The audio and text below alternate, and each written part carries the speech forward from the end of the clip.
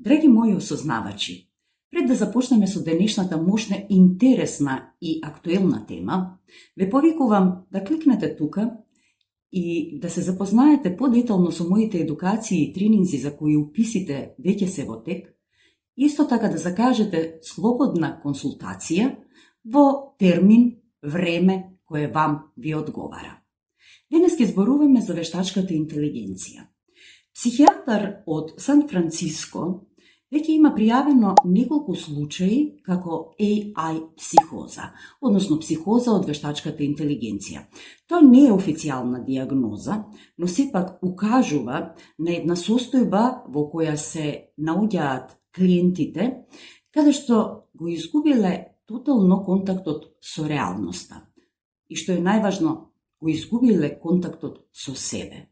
Зошто тоа се случува? Најчесто, кога бараме некој одговор или бараме поддршка, може би во состојба на страв, изнемоштеност, анксиозност или некоја друга состојба, бараме сламка за спас. Може би е непријатно да се обратиме некому и оној кој што не мора да не слушне, а сепак може да ни одговори, е токму тој, вештачката интелигенција.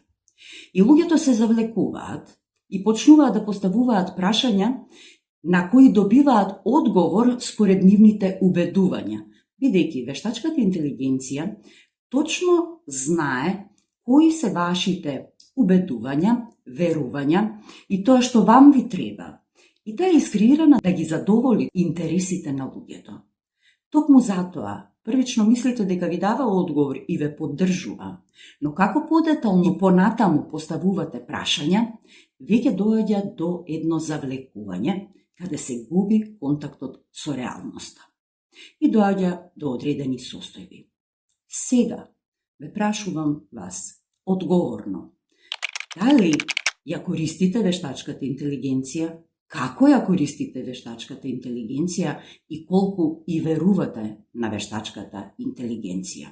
Дали е тоа алатка со која истражувате и ја зголемувате вашата креативност или бегате од реалноста? Оној од кого треба да побарате помош е човек кој е искусен и кој е експерт во својата работа.